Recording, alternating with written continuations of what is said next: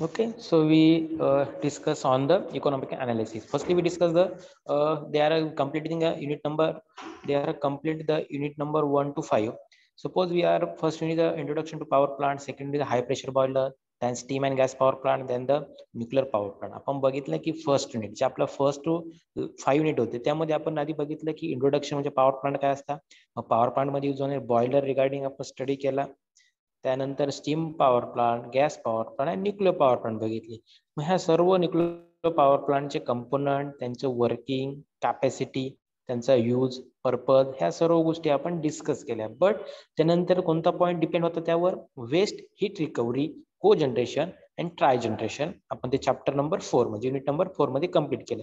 म्हणजे आपण different types of boiler power plant use करतो. त्याच्यामध्ये हीट असेल ही आपली रिकवर कशी केली जाते, म्हणजे कोणताही पार्ट असेल, कोणती प्रोसेस असेल, ती वेस्ट जात असेल तर ती रिकवर करण्यासाठी आपण त्या युनिटमध्ये स्टडी केला. आणि लास्ट युनिट कशावर असणार आहे, तुमचे जे डिफरंट टाइप्स ऑफ बॉयलर असतील, डिफरंट टाइप्स ऑफ प्लांट असतील, त्याची इकॉनॉमिकल अनालिसिस करणार. म्हणजे आपण जो प्लांट असतो, सिंपल सांगायचं झालं, जो प्लांट असतो, सपोज हाय प्रेशर बॉयलर असेल, steam power plant, thermal power plant, nuclear power plant, तो इन्स्टॉल करत असताना आपल्याला काही अनालिसिस करावं लागतं. म्हणजे सपोज त्या प्लांटची कॅपॅसिटी किती असेल, त्या प्लांटसाठी स्पेस रिक्वायर्ड किती असेल, मग जो लँड असेल, तो लँड स्पेस असेल, मग तो आपण परचेस केला असेल त्याची कॉस्ट, त्याच्यानंतर आपण पॉवर प्लांट इन्स्टॉल करतोय, इन्स्टॉल करण्यासाठी आपल्याला जी कॉस्ट लागणार आहे ती कॉस्ट त्याचं. ओके, त्याच्यानंतर जे इक्विपमेंट असतील, पॉवर प्लांटचे जे कंपोनंट असतील ते परचेस करण्यासाठी लागणारी कॉस्ट, त्यानंतर त्यासाठी लागणाऱ्या वर्कर कॉस्ट, जे बाकीचे जे मेंबर असतील,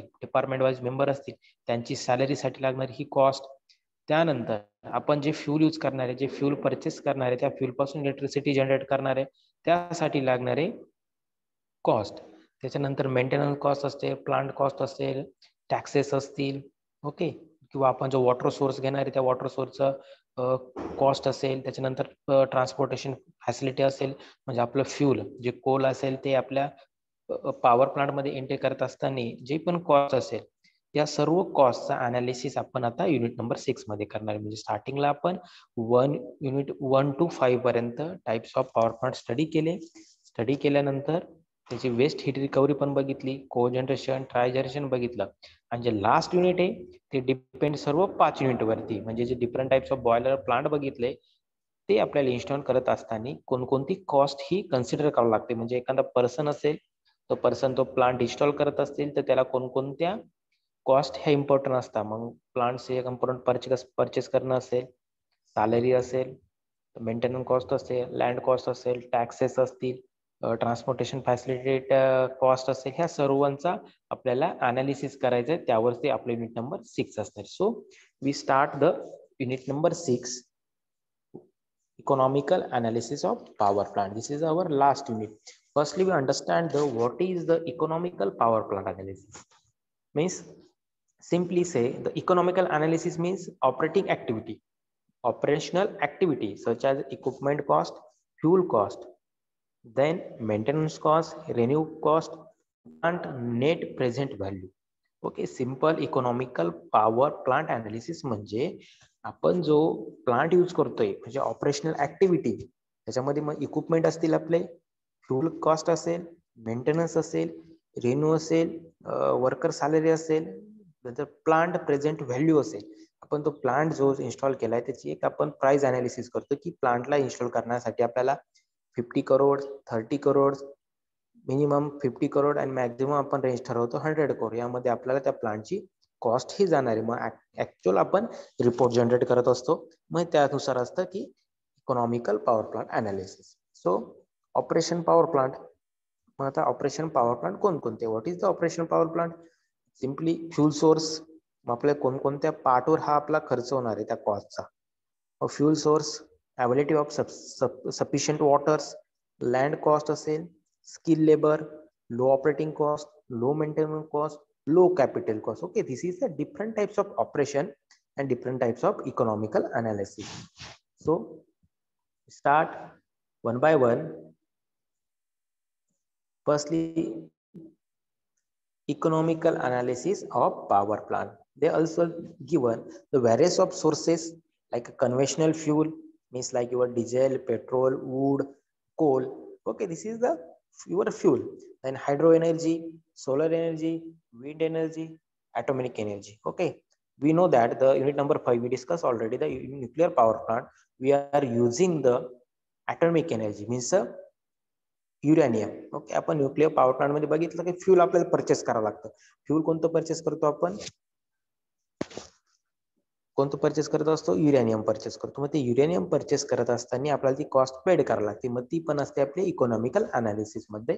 all the types of energies are converted into the electrical energy since the electric energy is by the far the most convenient, clean and the handle to various practical applications. Simply आपण जे economical analysis करणार आहे की जे आपल्याला जो कॉस्टचा खर्च येतो प्लांट इन्स्टॉल करत असताना, तो पूर्ण इन्स्टॉल केल्यानंतर आपण जेव्हा इलेक्ट्रिसिटी जनरेट करतो आणि ती वेगवेगळ्या पर्पज साठी यूज करतो, ती यूज करत असताना आपण ती सेल करतो कस्टमरला, आपण सेल करतो. मग ते युनिट वाईज सेल करतो. 4 रुपये युनिट, 5 रुपये युनिट, 6 रुपये. म्हणजे 0 टू जर तुम्ही लाईट बिल बघितलं 0 टू 100 मध्ये जर इलेक्ट्रिसिटी आपण यूज केली तर आपल्याला 4 रुपये 5 रुपये पर युनिट लागतं. पण 100 आउट ऑफ 100 गेली तर आपले युनिट हे 7 रुपये 9 रुपये असे हे इन्क्रीज होत असतात. म्हणजे ते कमर्शियल यूज असेल की इंडस्ट्रियल पर्पज यूज असेल त्यानुसार ते आपले पर युनिट चार्जेस ते आपल्याकडून घेत असतात. या प्रकारचा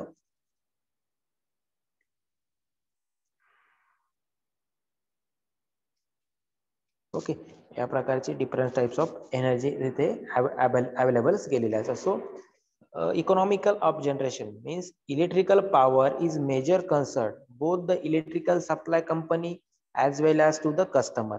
Means the economical of generation of electric power is a major concern both the electricity supply company as well as customer. Simply आपण इकॉनॉमिकल अनालिसिस स्टडी करतोय म्हणजे जेवढे पॉवर प्लांट्स असतील आपण स्टडी केले किंवा जेवढे इन्स्टॉल असतील, फॉर एक्झाम्पल एकलारा असेल किंवा आपला डहाणू पॉवर प्लांट असेल, तो इन्स्टॉल करत असताना आपल्याला सर्व सोर्सेसचा कॉस्ट अनालिसिस करावं लागते. मग फ्यूल असेल, सफिशियंट वापर, लँड कॉस्ट, स्किल लेबर असेल, operating cost means low operating cost असेल किंवा लो मेंटेनन्स कॉस्ट असेल, या सर्व गोष्टींचा अनालिसिस करून आपण एक टार्गेट अनालिसिस करतो की आपल्याला तो प्लांट इन्स्टॉल करत असताना आपल्याला या प्रकारचे तिथे सोर्सेस लागतील. त्याप्रमाणे सपोज कंपनीने प्लांट इन्स्टॉल केला 30 करोड 50 करोड मध्ये, इन्स्टॉल केल्यानंतर त्याने इलेक्ट्रिसिटी स्टार्ट केली सेल करायला. कोणाला?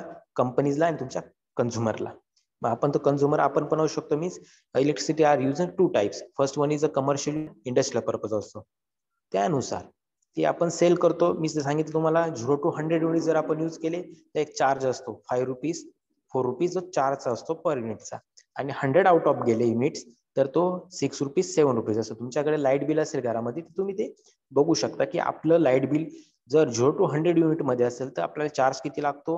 आउट ऑफ 100 असेल तर चार्ज दिलेला आहे. आउट ऑफ 300 युनिट असेल तर त्याचा पण चार्ज तिथे हा इन्क्रीज होत असतो.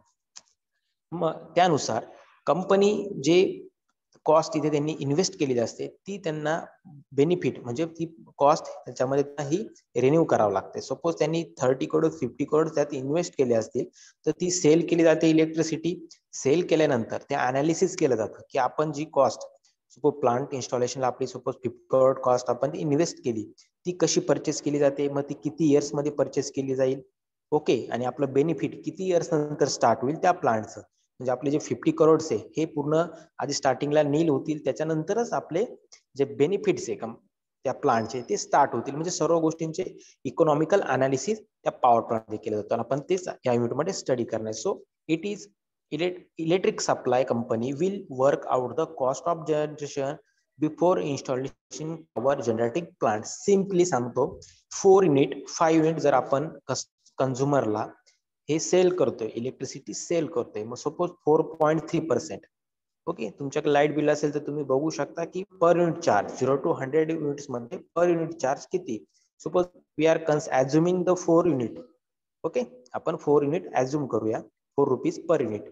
तर 4 रुपीज पर युनिट असेल तर त्याच्यामध्ये 4 युनिट रुपीज जे युनिट घेतलेले त्याच्यामध्ये कंपनी पूर्ण पॉवर प्लांट अनालिसिस करते. सपोज थर्मल पॉवर प्लांट असेल तर 4 रुपीज मध्ये ते अनालिसिस करते. सपोज त्याच्यामध्ये 1.5 रुपीज असतील ते प्लांटच्या फ्यूल साठी यूज होत असतील, त्यातले 0.50 रुपीज जे असतील 0.50 रुपीज असतील. ओके, ते कशासाठी यूज करत असतील, कंपनीच्या मेंटेनन्स साठी. परत त्यामध्ये 0.20 0.30 म्हणजे सर्व त्या पर युनिट मध्ये सर्व अनालिसिस केलं जातं. सपोज 1 रुपीज असेल तर प्लांटच्या मेंटेनन्स साठी, 0.50 रुपीज असेल तर प्लांटच्या वर्करच्या सॅलरीसाठी, 0.20 रुपीज असेल तर फ्युल सोर्स साठी, 0.30 रुपीज असेल तर सफिशियंट वॉटर साठी. ओके, मग 2 रुपीज कंप्लीट झाले आपले. मग वरचे किती बाकी राहिले? 2 युनिट्स.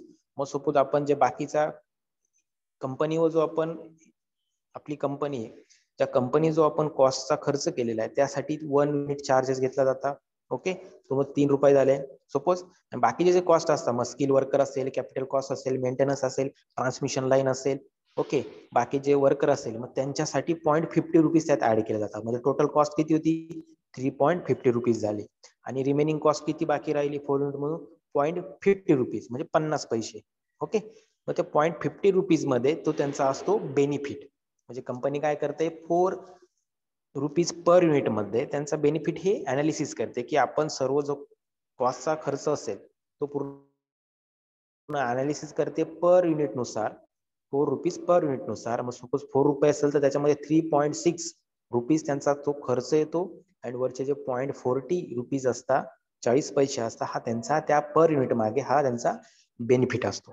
ओके, या प्रकारचं इकॉनॉमिकल अनालिसिस केलं जातं. मग आपण ते स्टडी करणार आहे. So initial cost and high efficiency of power generation, safety.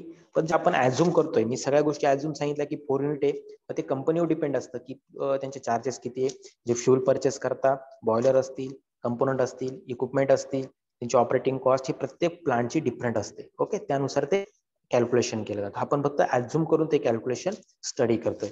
Now it has the axis the following parameter. They are given different types of parameter like a low initial cost, high efficiency of power generation, safety, reliability, easy of maintenance.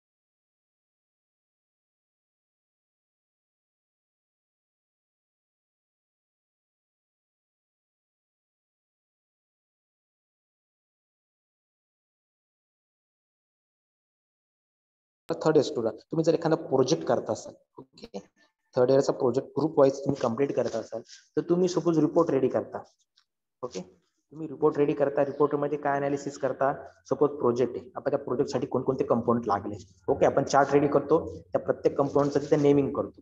Okay, त्या प्रत्येक कंपोनंटचं naming करतो, त्याची capacity काय, त्या कंपोनंटची capacity, तो कुठे use करणार आहे, त्याचं ऍप्लिकेशन, आणि प्रत्येक कंपोनंटचं प्राइस. ओके, प्रत्येक कंपोनंटची प्राइस आपण तिथे मेन्शन करत असतो की हा पार्ट आपण परचेस केला, तिथे तो मेजर करतो. सपोज वर्कशॉप मध्ये कुठे वेल्डिंग केलं असेल बाहेर, त्याचे चार्जेस तिथे परचेस करतो.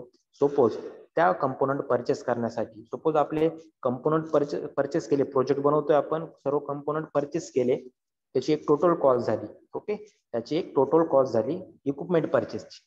बट त्याच्यामध्ये आपण काय ऍड केलं पाहिजे? सपोज कंपोनंट आणण्यासाठी आपण 2 व्हीलर यूज केली, 2 व्हीलर यूज करत असताना त्याचं काय, जे आपलं चार्जेस असतील म्हणजे पेट्रोल चार्जेस असतील ते पण आपण त्यात ऍड केले पाहिजे. ओके, तुम्ही स्वतः वर्क करताय, मग तुमचे लेबर चार्ज त्यात ऍड केले गेले पाहिजे.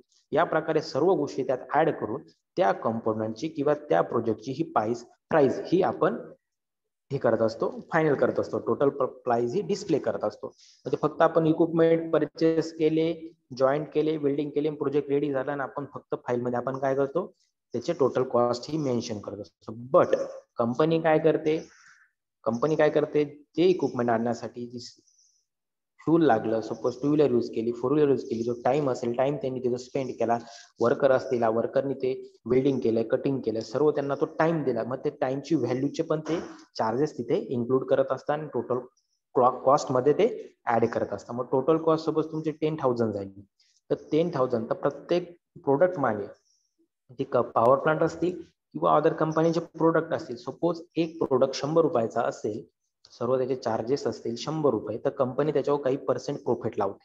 म्हणजे आपण 100 रुपयाला ती वस्तू परचेस केली किंवा कंपनीने ती तो पार्ट रेडी केला 100 रुपीज मध्ये, मग त्याला पूर्ण तो 100 रुपीजचा काय आला, खर्च आला. बट कंपनी त्या 100 रुपीजचे चार्जेस लावते.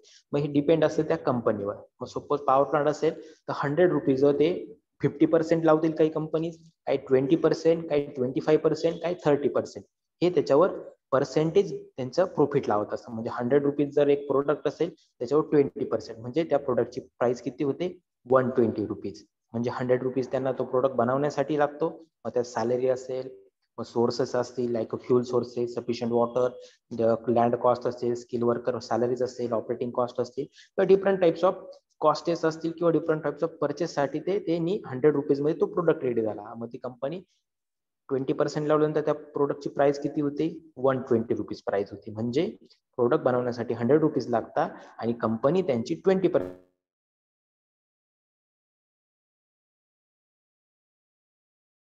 20 रुपीज हा त्यांचा बेस असतो. ओके, या प्रकारचं अनालिसिस असतं. मग ते कोणती असतं त्या प्रकारे आपण पॉवर प्लांटचं इकॉनॉमिकल अनालिसिस स्टडी करणार आहे. बट इकॉनॉमिकल अनालिसिस स्टडी करत असताना याच्यामध्ये काय आपण केस स्टडी बघणार आहे की एखाद्या कंपनीने, नेक्स्ट लेक्चरमध्ये आपण एखादा केस स्टडी बघणार आहे की एखादा पॉवर प्लांट असेल ते पॉवर प्लांट इन्स्टॉल करायला किती कॉस्ट लागते, त्यानंतर इक्विपमेंटची कॉस्ट काय असते आणि कंपनीला बेनिफिट किती होतं हे आपण एक केस स्टडी बघणार आहे. So this is the different types of parameter.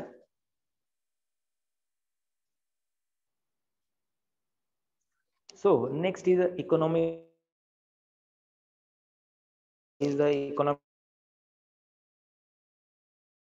the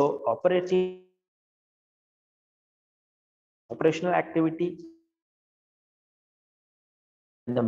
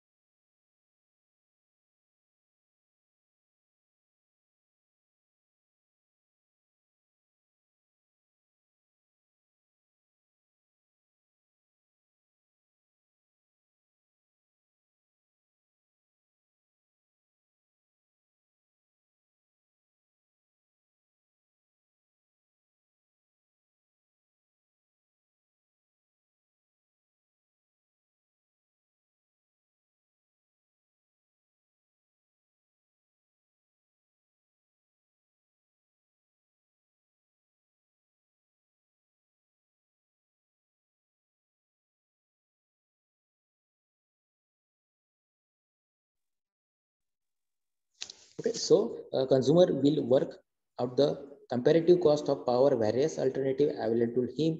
Therefore, economical of power generation is the great importance in the designing a power plant. Okay, आपण जे स्टडी केलं की पॉवर प्लांट इन्स्टॉल करत असताना त्याचे डिझाईन असेल, इक्विपमेंट असेल, त्याची कॉस्ट ही कंपनी त्यात इन्क्लूड करत असते. Next point is the estimation of production cost of electrical energy. Okay, suppose आपण electrical energy कॅल्क्युलेट करावं लागतं. सो टोटल इलेक्ट्रिक एनर्जी स्टार्टिंगला सपोज एखादा प्रोजेक्ट आपण डन करतोय, ते प्रोजेक्ट डन करत असताना त्या प्रोजेक्टसाठी लागणारे इक्विपमेंट, त्याची कॉस्ट, त्याचं अनालिसिस आपण आधी करतो. ओके, म्हणजे आपण आधी रिपोर्ट जनरेट करतो, त्यानंतर आपण वर्क स्टार्ट करतो. त्यानुसार estimation of production of cost electrical energy. They are given two types of cost, fixed cost and running or operating cost. Okay, this is the cost of electrical energy. First is a fixed cost. Okay, first one is a fixed cost. See, fixed cost is the initial cost in an installation of a power plant. The cost included the following component. Okay, they are given a 5 types of component for in a cost of electrical energy, like a fixed cost. First one is a cost needed for the purchase of land and equipment. Okay, simple. Fixed cost म्हणजे काय, आपण जो land purchase करणार आहे याची cost fix असणार. म्हणजे land जो आपण परचेस केला तो ज्या पर्सन ओनर असेल, त्या प्लांटचा जो ओनर असेल, ती कॉस्ट त्याला फिक्स असणार आहे. म्हणजे जी आपण इन्व्हेस्ट केली लँडमध्ये ती कॉस्ट त्याला ती कायमची फिक्स असणार. म्हणून cost needed for purchase of land and equipment. Second is a cost of building. ती बिल्डिंग आपण जे स्ट्रक्चर उभं करणार आहे ती फिक्स कॉस्टमध्ये आपली इन्क्लुडेड असणार आहे. Transmission and the means distribution. Transmission म्हणजे सपोज पॉवर प्लांट असेल, ट्रान्समिशन म्हणजे लाईन्स ट्रान्समिशन जे असेल इलेक्ट्रिसिटी ती कॉस्ट असेल, ऑल्सो ती include in a fix cost. Then cost of installation आणि cost of power station. Okay, Power station means design of the planning of power station. A simple a cost of electric energy. The first point is a fixed cost. मग fix cost मध्ये कोणकोणते point include असतील? Simply purchase of land, equipment, cost of building, transmission and distribution lines, cost of installation, cost of designing and planning of the power station. This is the 5 factors are included in a fixed cost. Okay, now second one is, sorry, first also given some point in a fixed cost. The fixed cost is depend on the size and rating of the plant to be installed. Simply first point say that suppose power plant install करतोय, आता different types of boiler असतात, त्याची capacity असते, different types of plants असतात, त्याची capacity असते. आपण बघितलं की मग तो किती युनिटचा पॉवर प्लांट आहे, ओके, किती युनिटचा कॅपॅसिटीचा प्लांट आहे, त्याच्यावर त्याची फिक्स कॉस्ट डिपेंड असते. Means fix cost depend on the size and rating to the plant to be install, म्हणजे त्याच्या कॅपॅसिटीवर ते डिपेंड असते त्याची fix cost. Further include the interest और capital bound the means insurance premium, taxes, government and salary fixes management, clerical staff. Simple आहे fix cost मध्ये. Suppose तुम्ही बँकेकडून लोन जर घेतलेलं असेल, बँकेकडून जर लोन घेतले असेल त्याच्यामध्ये मग इन्शुरन्स प्रीमियम असतं. सपोज तुमचे स्टाफ असेल तर स्टाफचा इन्शुरन्स असू शकतो, कंपनीचा इन्शुरन्स असतो. सपोज कंपनीमध्ये काही प्रॉब्लेम क्रिएट झाला, कंपनी बर्न झाली, तर त्याच्या रिगार्डिंग कंपनीचा पण इन्शुरन्स असतो, तो इन्शुरन्स. त्याच्यानंतर गव्हर्नमेंट टॅक्सेस असतात, ते इन्क्लुडेड असतात. मग तुमची सॅलरीज असेल, वर्कर सॅलरी असेल किंवा मॅनेजमेंट फिक्स सॅलरी असते ती सॅलरी, आणि तुमचा क्लिनिकल स्टाफ असतो त्याची सॅलरी, सगळं included in a fix cost. तर these charges are called as annual fix charges. हे अॅन्युअल फिक्स चार्जेस म्हणजे कंपनीमध्ये तुम्ही बघितलं की पॅकेज म्हणजे सॅलरी ही दिली असते, पॅकेजमध्ये दिली जाते 4 lakhs, 5 lakhs, 10 lakhs. ओके, ही अॅन्युअल पॅकेजमध्ये सॅलरी दिली जाते. ती यासाठी की जी इकॉनॉमिकल अनालिसिस असते हे अॅन्युअली ती अनालिसिस करत असतात, मंथली न करता डायरेक्टली इयरली अनालिसिस असते.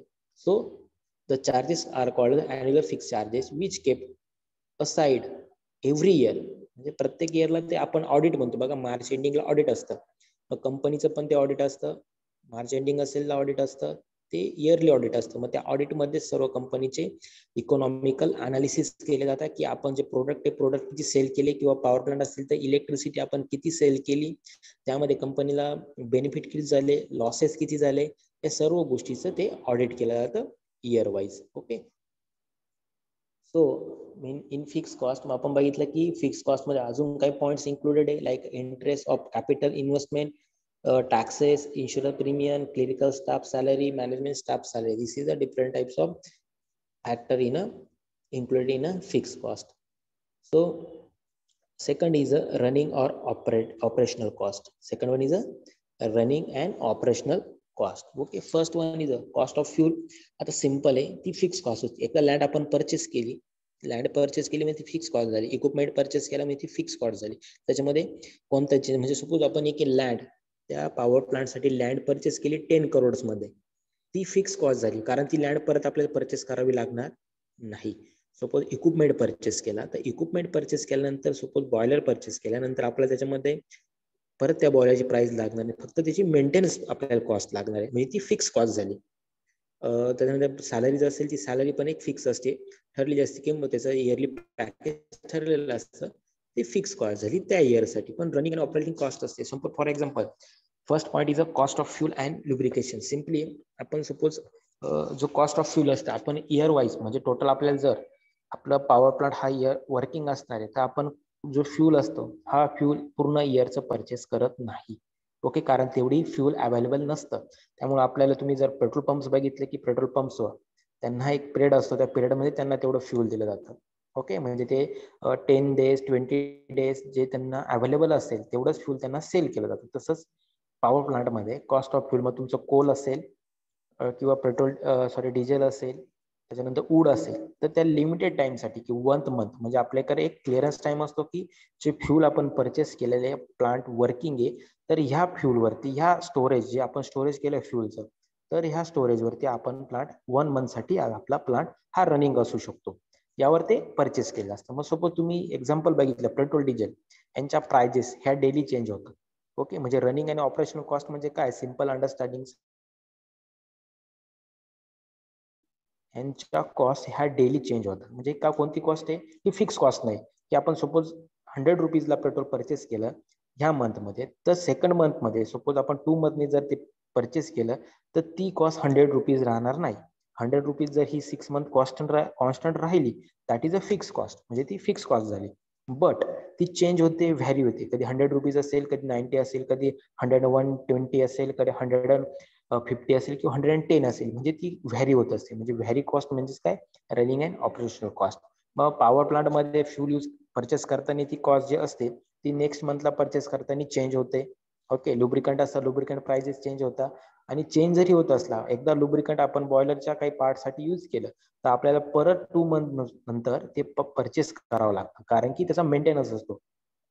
ते टर्बाईन असेल किंवा तुमचा बॉयलर असेल, त्याला ती 2 मंथ नंतर त्याला ते मेंटेनन्ससाठी रिक्वायरमेंट असते. कसली रिक्वायरमेंट असते त्याची, लुब्रिकेशनची. मग त्यामुळे ती कोणती कॉस्टमध्ये इन्क्लुडेड असते, रनिंग अँड ऑपरेशनल कॉस्टमध्ये इन्क्लुडेड असते. Second point, cost of oil, water, greases. Simple आहे, तुम्ही कंपोनंट असता पॉवर प्लांटमध्ये, मग टर्बाईन असेल, कंडेन्सर असेल, पाईप्स असतील, यांना सर्वांना आपण यूज काय करतो, ऑइल यूज करतो, वॉटर यूज करतो, ग्रीस यूज करतो. मग आपण कधी असं बघितलं की एखादा पार्ट, सपोज टू व्हीलरचं एक्झाम्पल घेतलं आपण, चेन सॉकेट असतं. ओके, चेन सॉकेटला आपण ऑइल यूज करतो किंवा स्प्रे यूज करतो, लुब्रिकेशनसाठी यूज करतो. तुम्ही कधी बघितलं किंवा आपली जी टू व्हीलर असते त्याच्यामध्ये आपण ऑइल यूज करतो, इंजिन ऑइल. मग ती इंजिन ऑइल आपण 5,000 किलोमीटर कंप्लीट झाल्यानंतर चेंज करत असतो. म्हणजे ती कोणती कॉस्ट झाली, रनिंग कॉस्ट झाली. म्हणजे आपल्याला ती काही टाइम नंतर ती चेंज करावी लागते. सपोज चेन सॉकेट असेल, आपलं चेन असेल, चेनवर आपण लुब्रिकेशन ऑइल किंवा स्प्रे यूज करतो. तर ते आपण कधी यूज करतो, 5 डेज 10 डेज नंतर, म्हणजे 5 ते 10 दिवसानंतर आपण त्याच्यावर स्प्रे करत असतो. तो ऑइलचा असेल किंवा स्प्रे करत असतो. ओके, म्हणजे ती कॉस्ट कोणती झाली, रनिंग कॉस्ट झाली. कारण ती फिक्स नसते का आपण एकदा त्याला स्प्रे केला किंवा एकदा बाईकमध्ये आपण ऑइल फिल केलं तर डायरेक्टली आपण 3-4 वर्षांनी ऑइल त्या गाडीत टाकता, असं कधी होत नाही. त्याला एक टाइम ठरलेला असतो, 5,000 kilometre, 10,000 kilometre. That is a running and operational cost. मग second point say that the cost of oil, water, greases. Third point is cost of spare and repair.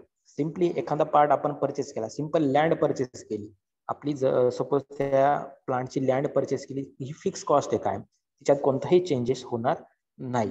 But एखादा इक्विपमेंट परचेस केला ती पण fix cost आहे. Suppose boiler आपण 5 कोटीला purchase केला, एखादा steam turbine suppose आपण 50 लाखाला परचेस केली, तर ती स्टीम टर्बाईनची कॉस्ट 50 लाख ही फिक्स आहे. बट 1 इयर नंतर त्या स्टीम टर्बाईन मध्ये काही इक्विपमेंटचा मेंटेनन्स चार्ज आहे, पण तो 50 लाख येणार आहे का, नाही.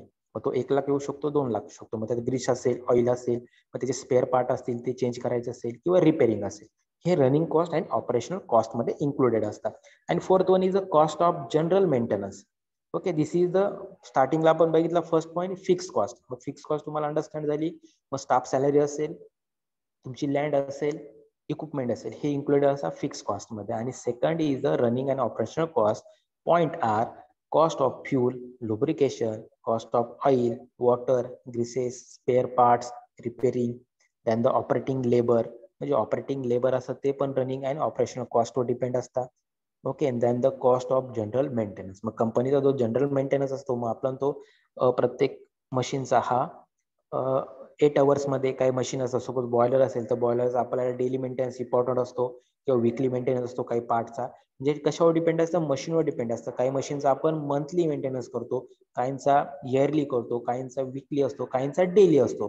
म्हणजे सर्व डिपेंड असतं त्या मशीन्स वरती. म्हणजे this is a different types of running and operational cost. Okay, मग आपण बघितल्या 2 टाइपच्या कॉस्ट ऑफ इलेक्ट्रिसिटी. सिंपल आहे, first is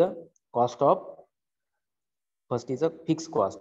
In fixed cost included which types of parameters, like land, equipment, cost of building, distribution, transmission, cost of installation, then the cost of the design and planning of the power station. Okay, this is a fixed cost. And the running cost is a cost of fuel, lubrication, grease, oil, water, like operating labor, then the spare part, repairing, and the last one is the cost of general maintenance. This is a running and the operational cost. This is next point is a unit energy cost. Okay, unit energy cost. Next lecture we discuss on the unit, what is the unit energy cost, then estimation of various parameters like heat rate, thermal efficiency, capacity factor, load factor, economical efficiency, operational efficiency, then the diversity factor, plant capacity factor, plant use factor, utilization factor. Okay, they are given a different types of various performance for the parameter. आता ते एक वेगवेगळ्या प्रकारचे दिलेले parameter आपण ते study करणार की प्रत्येक पॅरामीटर्स आपल्याला इकॉनॉमिकल अनालिसिस करावं लागतं त्यावर तुमची ही रिपोर्ट डिपेंड असते. मग which types of various parameter are there? heat rate, thermal efficiency, factor, load factor, the economical efficiency, operational, plant capacity factor also given, plant use factor, utilization factor. Okay, this is a different types of factor are there. Now next point also factor affecting on choice of power plant.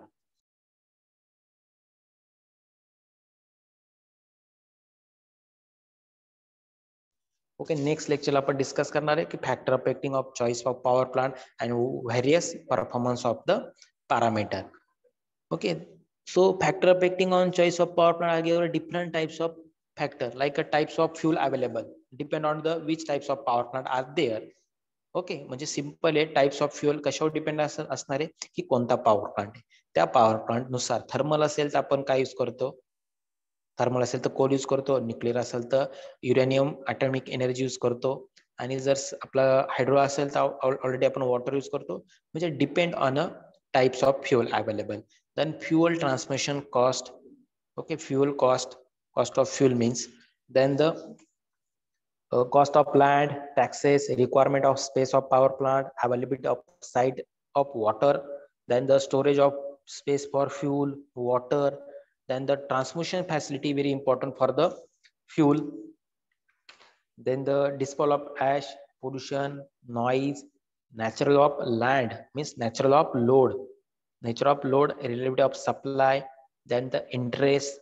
Okay, this is the generating unit, sites of power plant, types of load, number of generating. They are given different types of generating, meaning in a power plant means number of generating unit, then pollution of noise. Okay, this is the different types of factor for affecting on a choice of power plant. Okay, and also given different types of method also given in generation, power generation cost. Okay, this is a very simply unit, and this is a very simply unit of a economical analysis of power plant. So next lecture we discuss on a different types of parameter. Which types of parameter? Heat rate, thermal efficiency, capacity factor, load, economical operating efficiency. Okay, this is a different types of factor and a utilization factor. And next point is a factor affecting of choice of power plant. Okay, this is given a different types of factor. Now next lecture we discuss the one by one factor.